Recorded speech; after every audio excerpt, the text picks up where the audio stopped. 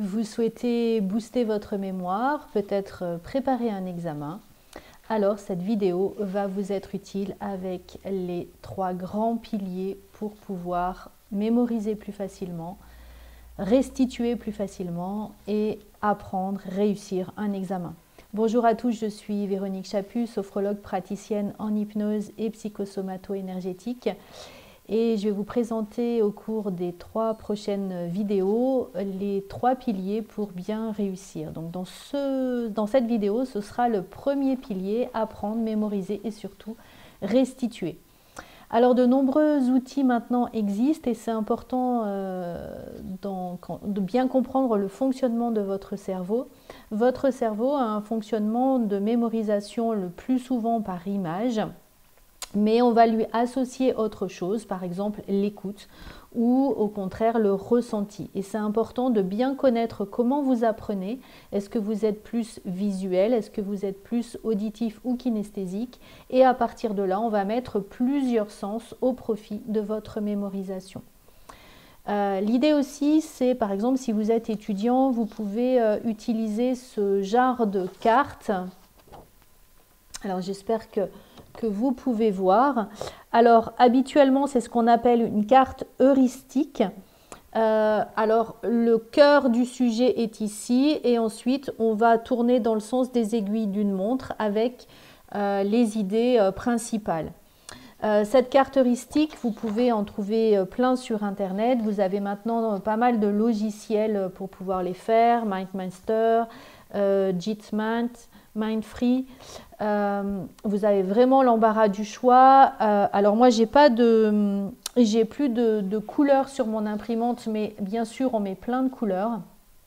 Et l'idée c'est de faire vivre cette carte, d'en faire un petit film, de se la représenter. Et ça va énormément vous aider à pouvoir mémoriser. Le deuxième possibilité de mémorisation que j'aime bien, j'avais trouvé ça sur François Delahaye, c'est les check notes.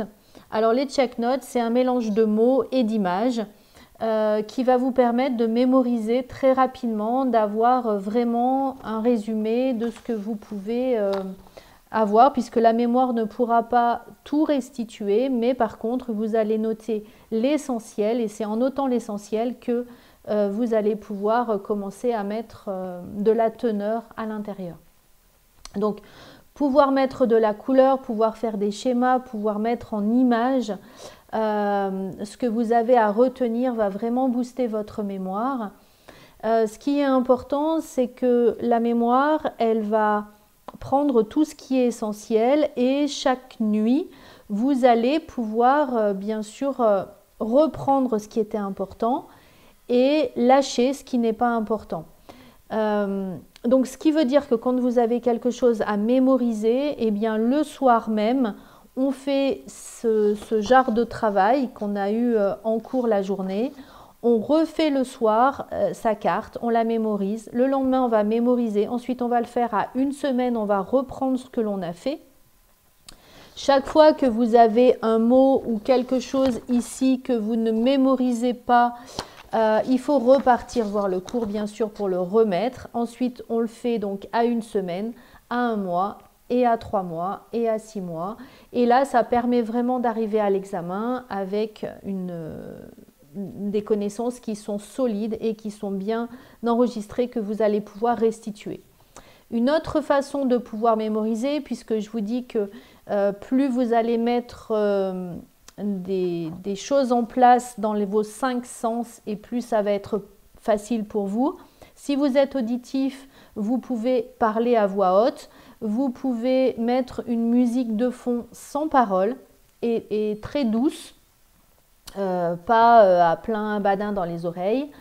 Et quelque chose qui fonctionne très très bien, c'est vraiment de marcher, de faire intervenir le corps ou de pouvoir se balancer de cette façon-là. Alors ça paraît un peu bizarre, mais effectivement quand vous marchez, quand vous bougez, vous allez faire travailler votre cervelet qui va favoriser la mise en mémoire et la restitution par la suite. N'hésitez pas aussi quand vous êtes dans ces périodes de révision, en tout cas de mémorisation, bah, effectivement, avoir une bonne mémoire, c'est s'en servir. Donc, c'est la répétition, effectivement, que vous allez avoir à faire, mais avec des choses très simples. Il ne suffit pas de lire, de lire, de lire, de lire. On donne l'impression que oui, on sait, mais en fait, on n'a pas beaucoup mémorisé. La veille au soir, c'est la dernière révision. On relit ses fiches, mais on ne va pas retravailler au dernier moment parce que c'est là où on va mélanger les choses, où on va troubler sa mémoire. Donc, c'est bon peut-être à court terme pour ceux qui ont une bonne mémoire, mais c'est certainement pas une mémoire à long terme. Et puis, il faut faire des breaks, prendre le temps de faire un break, de bouger, donc toutes les demi-heures maximum.